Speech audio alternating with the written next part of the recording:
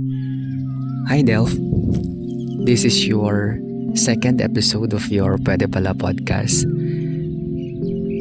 You have a lot of things in mind to talk to, but one of the things that change a lot in your life is the place, the hospital.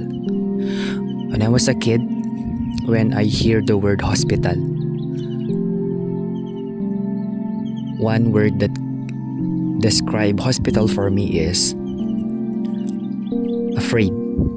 I'm afraid because the injection or the medicine that I will take. Now at my age, I realize hospital is not that much the place to be afraid of. Why you realize a lot in hospital? Because when we got sick or when we got operation or anything that is related to our body's health. Because in that place, when you have a disease or sickness, parang it will end your life. It suddenly will change your mind to do what is right. Because in the earlier time before you go to the hospital, what went wrong or how did you spend your time taking care of your body?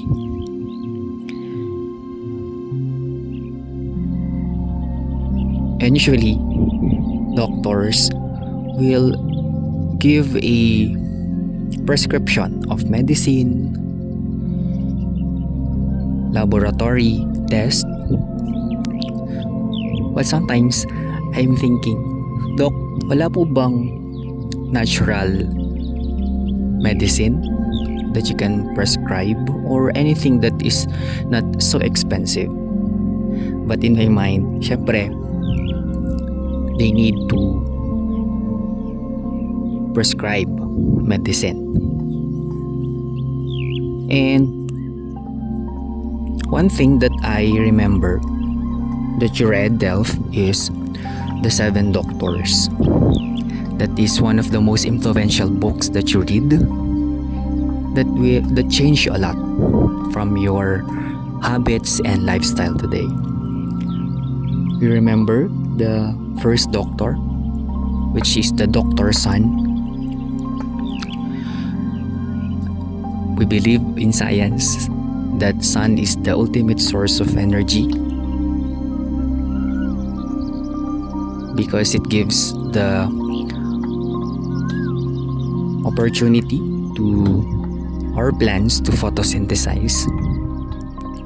And when we go outside, especially in the morning, usually 6 to 7 a.m. in the morning, that is the very best or a good time to catch the vitamin in our sun.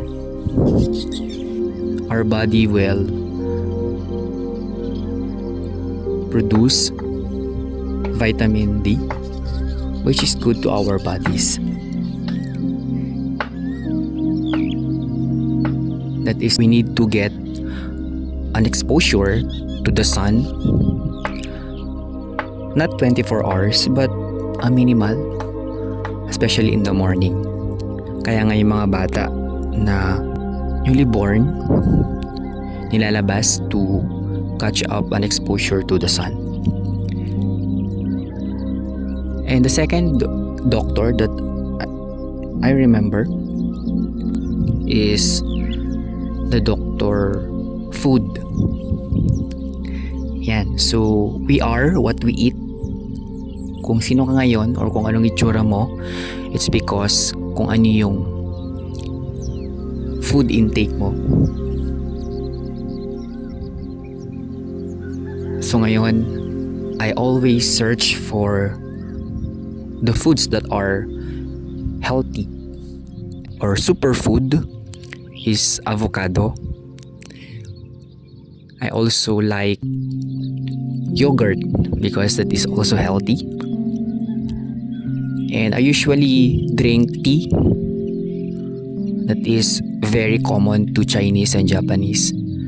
Tea will give us an antioxidant that is helpful to our body. I also like the broccoli. I know it's expensive, but you will invest food that will help you in the long run. Aside from broccoli, I also watch the video or a video that explained the importance of carotenoid, which is found in carrots or any colored food. It's like squash also, or simply vegetables or fruits. Banana, that's one. So there are many foods that we need to intake that are friendly to our body. The third doctor is Dr. Water. Not the beverages, not the sweetened juices or liquor, but simply water. Water is very helpful to our body because we are approximately 70 to 75% water in our body. So we need to intake, sabi nila, 8 glasses of water per day. And that's good. And also they say, bago ka mauhaw, you need to drink water. Not only when you are thirsty, you drink water. They say, uminom ka before you will feel thirsty. And also, I drink warm water in the morning before I will intake any food because it will replenish what's in my stomach.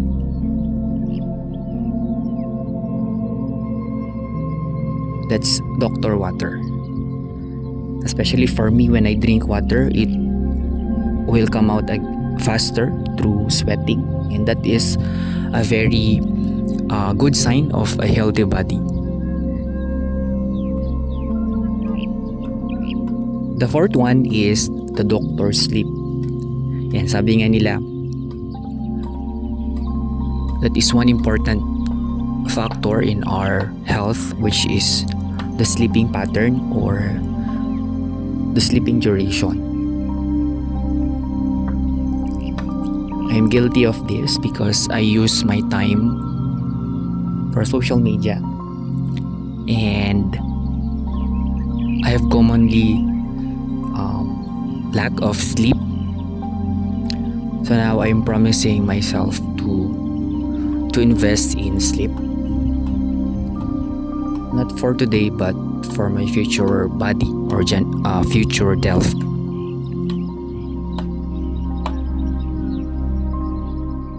The fifth one is the doctor air. So we need to breathe deeply, and there are many techniques to have a proper breathing. So one of the signs that you properly or deeply breathe is in your stomach. When you breathe and you will use your stomach, it will expand or contract, not only in your nose. So that's one important doctor in our body, which is the air or doctor breathe. Deeply breathe. The sixth doctor is the Dr. Green. So usually go to forest or any green spaces because green is very good to our brain also. When we see green spaces, it will help us think clearly. Kaya nga yung highlighter natin dapat green because it will give us good memory of what we read. That's why we need to go to places that give us a green view that will relax our mind and which is good to our body. And the last one is the doctor movement. These are the exercises or actions that we do every day because we need to move. Especially for me as a teacher, I usually walk while I'm discussing because that is one of my exercises for my body. And there are a lot of movements that we can do. Aerobics, jogging, running, swimming, and even sports. But now I am walking uphill, walking, not jogging, because according to science or study, walking uphill will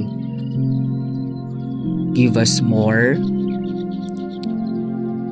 chance to our fat bellies to use our glucose or energy than walking straight line or jogging. My realization today that health is not just a wealth, but it is our investment to the future. Thank you.